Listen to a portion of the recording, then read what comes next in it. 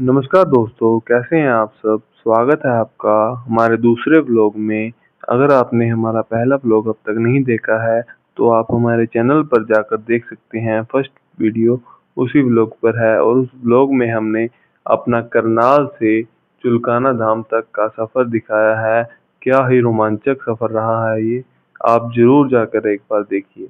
तो इस वीडियो में हम आपको इस मंदिर के बारे में, इस श्याम मंदिर के बारे में फुल डिटेल में जानकारी देने वाले हैं। हमें यहाँ जो भी जानकारी मिली है वह मंदिर के पुजारी जी द्वारा एवं बाहर जो दुकानदार हैं उनके द्वारा मिली है।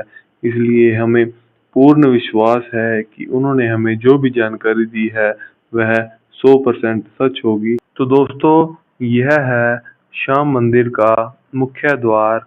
इस मुख्य द्वार से एंटर करते ही आपको दिखाई देगी एक बड़ी सी पार्किंग, जहां पर आप अपने वाहन खड़े कर सकते हैं। और इसके सामने ही आपको दिखाई देगा एक पीपल का पेड़, और पीपल के पेड़ के साथ एक अंकल जी अपने व्यवसाय चलाने के लिए छोले कुलचे की रेहड़ी लगाते हैं। ये अंकल जी बहुत अच्छे थे, इन्होंने कहा कि मेरी वीडियो भी डालना, तो हमने इनका भी सीन डाल दिया है। और इनके सामने ही आपको दिखाई देगा एक बड़ा सा लंगर हॉल।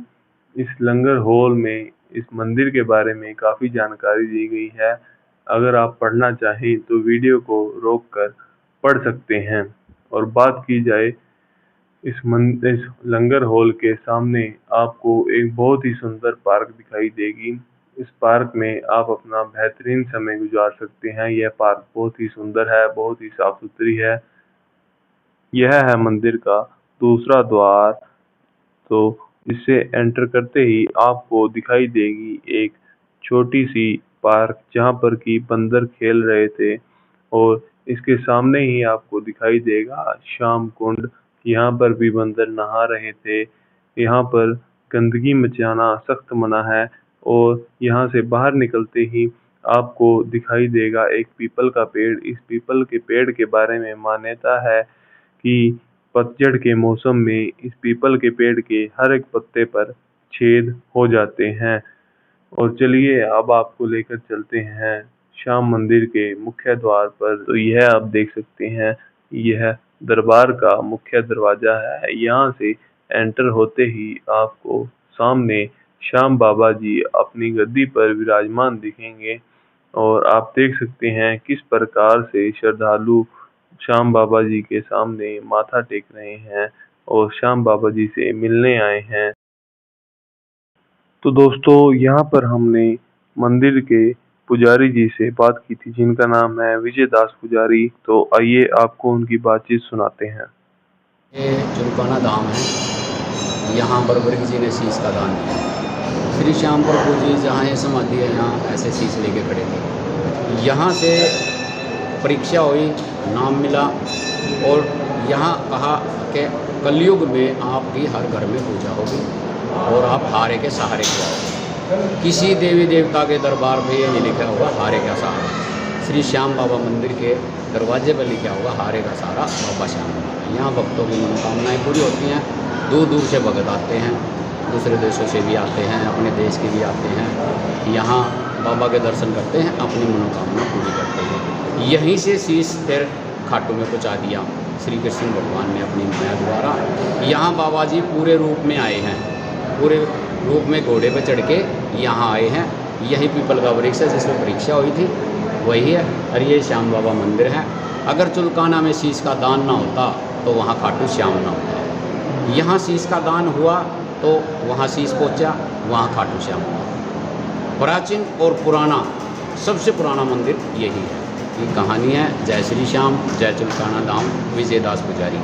जय श्री श्याम। अब हमने यहाँ के दूसरे पुजारी जी से बात की थी, जिनका नाम था मांगाराम बैरागी जी।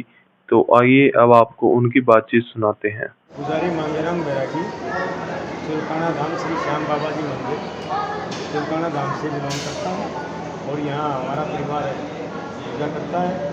आदिकाल से, जब से इस मंदिर की स्थापना हुई है, तब से हमारा परिवार ही इसमें पूजा पाठ करता है।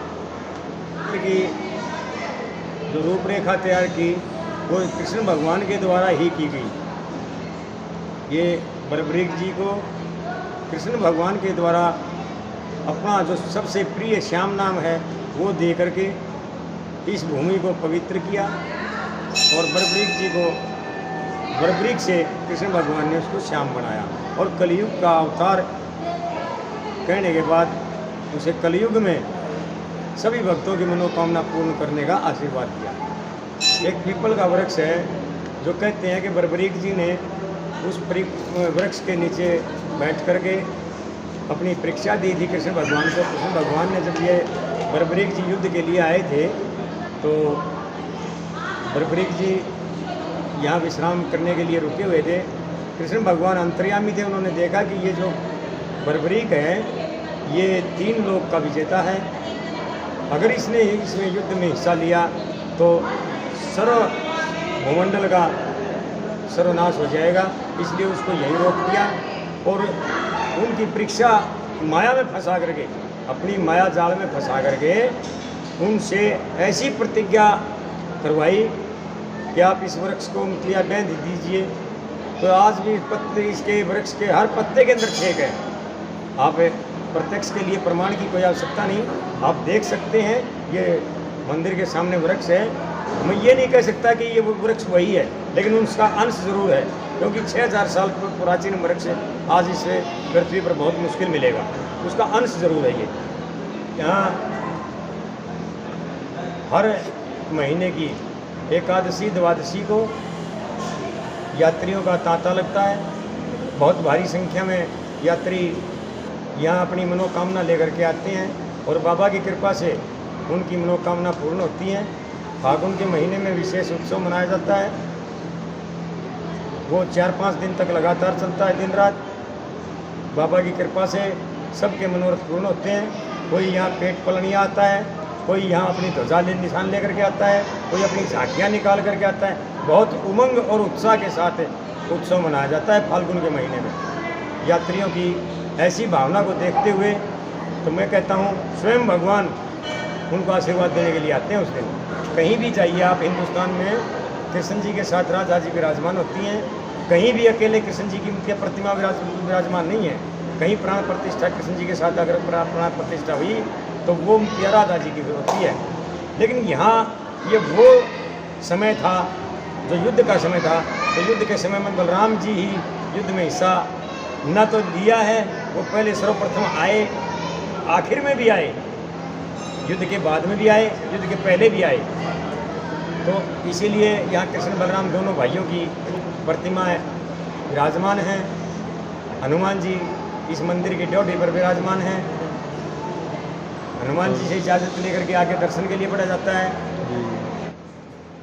तो दोस्तों, यहाँ से बाहर जाते समय आपको सामने काफ़ी मिठाई की दुकानें मिलेंगी और हमने इन दुकानदारों से भी बात की थी। तो आइए अब आपको उनकी बातचीत सुनाते हैं। बारे में जी, मेरा नाम हसन पुजारी है। इस मंदिर की सबसे महिमा और महत्व है, सारे हिंदुस्तान में सभी मंदिरों में कृष्ण के साथ राधा है, लेकिन इस मंदिर में चुलकाना धाम में कृष्ण के साथ बलराम है। यहाँ इस मंदिर की महिमा अलग ही है। चुलकाना धाम की विशेषता है जी, यहाँ पर द्वापर युग में भगवान श्री कृष्ण जी तक वीर बर्बरीक ने शीश का दान दिया था। शीश का दान वो भूमि है चुलकाना धाम। और यहाँ पर द्वापर युग में वीर बर्बरीक ने, जो कि महाभारत में भीम के पोते घटोत्कच के पुत्र वीर बर्बरीक थे, अपने एक तीर से संपूर्ण पीपल को बीन दिया था। वो पीपल भी चुलकाना धाम में मौजूद है, जिसके हर पत्ते में छेद है। ये है जी। और यहाँ पर सुनपट्टी से हुए, सुनपट्टी से कारण इस गाँव का नाम पड़ा चुलकाना धाम, सुनपट से चुलकाना धाम। तो दोस्तों, आज का व्लॉग बताइए ही ख़त्म। आपको हमने दिखाया सब कुछ, कैसे कैसे ये मंदिर की स्थापना हुई, क्या इसके पीछे की कहानी है।